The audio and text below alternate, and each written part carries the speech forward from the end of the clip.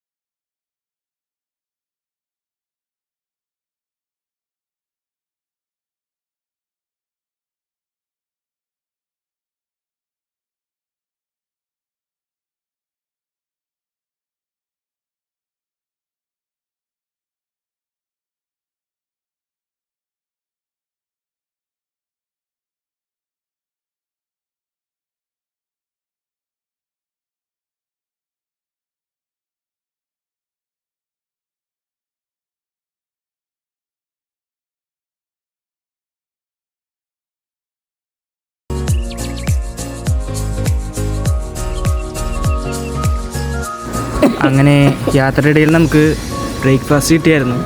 Breakfast കിട്ടി.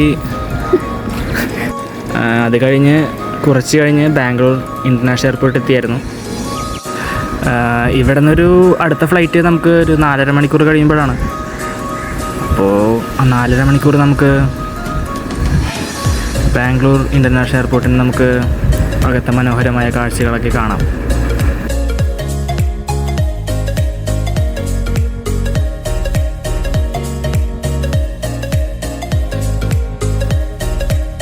ഇത് Bangalore international airport നമ്മുടെ ട്രിവാൻഡ്രം എയർപോർട്ട് പോലെയല്ല കേട്ടോ. അധികം മനോഹരമായ കാഴ്ചകളാണ്. അത്യാവശ്യം വലിയ എയർപോർട്ടാണ്. ഇവിടെ കുറച്ച് പണിയൊക്കെ നടക്കുന്നുണ്ട്. പുതിയ മെഷീനറി ഐറ്റംസ് എല്ലാം ഉണ്ട്. അത്യാവശ്യം പണി നടക്കുന്നുണ്ടെങ്കിലും ആളുകൾ അവരവരുടേതായ തിരക്കിൽ അങ്ങോട്ടും ഇങ്ങോട്ടും യാത്ര ചെയ്യുകയാണ്. അത്യാവശ്യം നല്ല ഭംഗിയുള്ള സ്ഥലങ്ങളാണ്. ഓരോരുത്തരും അവരുടേതായ രീതിയിൽ ഇവിടെ സ്പെൻഡ് ചെയ്യുകയാണ്. എൻ്റെ കൂടെ യാത്ര ചെയ്യാൻ കുറച്ച് പേരുണ്ട്. എനിക്ക് തോന്നുന്നു അവരും 4 മണിക്കൂർ സ്പെൻഡ് ചെയ്ത് അടുത്ത ഫ്ലൈറ്റിന് വേണ്ടി വെയിറ്റ് ചെയ്യുകയാണ്. നമുക്കിവിടെ അതിമനോഹരമായ കാഴ്ചകളൊന്നും കൂടി കാണാം.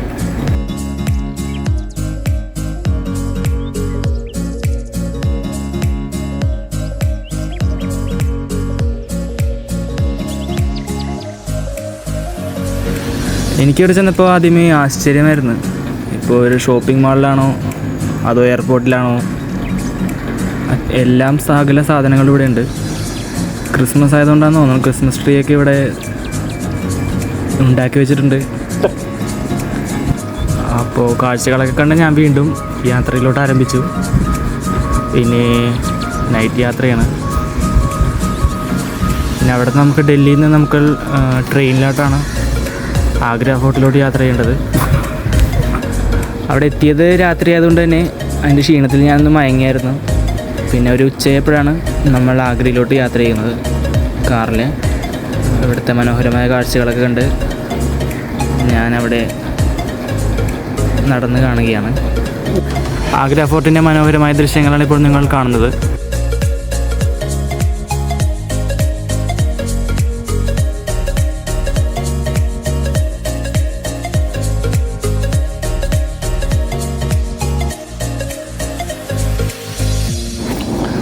ആഗ്ര ഫോർട്ടിനെ പറ്റി പറയുമ്പോൾ 1638 ആഗ്രയിൽ നിന്ന് ഡൽഹിയിലേക്ക് തലസ്ഥാനം മാറ്റുന്നത് വരെ മുഗൾ വംശത്തിലെ ചക്രവർത്തിമാരുടെ പ്രധാന വസതിയായിരുന്നത്.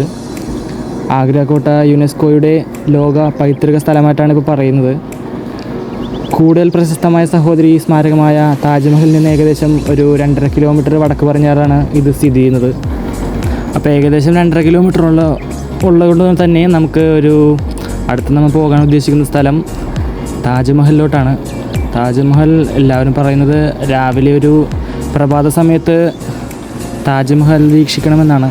അതിൻ്റെ സൂര്യോദയത്തിൻ്റെ ഒരു ഭംഗി താജ്മഹലിന് കിട്ടുന്നത് ആ ടൈമിലാണ്.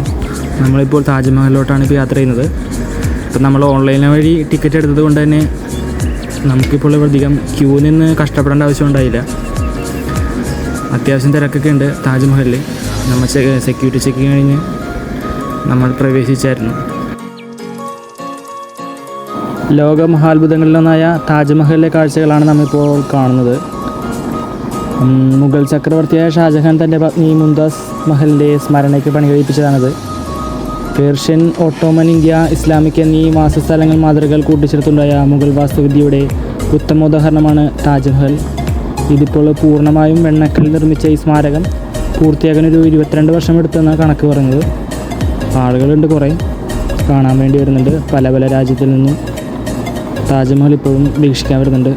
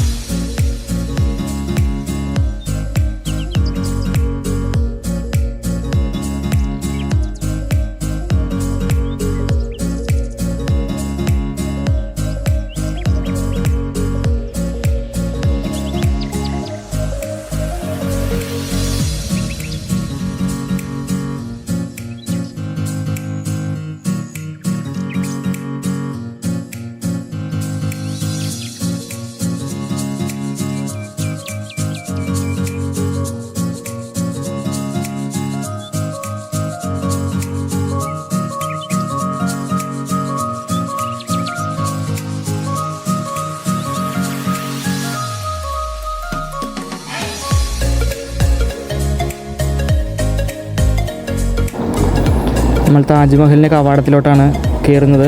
ഇതിൻ്റെ ഒരു പ്രത്യേകത എന്താണെന്ന് വെച്ചാൽ ആദ്യമേ നമ്മൾ താജ്മഹൽ കാണില്ല. മുൻപോട്ട് പോകുന്തോറും താജ്മഹൽ നമ്മുടെ കൺമുൻപിൽ വിസ്മയാവരഹിതമായി നമ്മൾ കാണുന്നു. ഇതെടുക്കുന്ന പലരും വീഡിയോയുമായിട്ട് വരുന്നത്. പലരും അവിടെ വീഡിയോ എടുത്ത് നിൽക്കുന്നത് നമുക്ക് കാണാം. പ്രകൃതി സുന്ദരമായ ഈ കാഴ്ച എനിക്ക് കാണാൻ ലഭിച്ചതിൽ എനിക്ക് വളരെ സന്തോഷമുണ്ട്.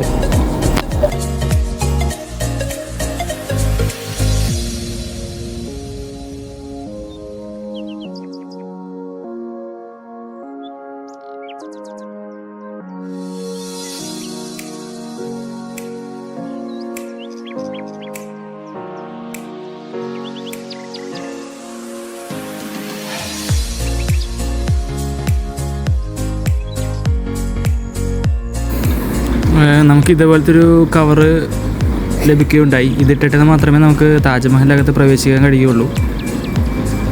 പലരും അതിട്ട് പോകണത് നമുക്ക് കാണാം. എനിക്ക് തോന്നുന്നു അവിടെ ചെളിയും ഒന്നും വരാതിരിക്കാനാണെന്ന് തോന്നുന്നു. അതിമനോഹരമായ സൺസെറ്റ് ഇവിടെ നമുക്ക് കാണുവാൻ സാധിക്കും.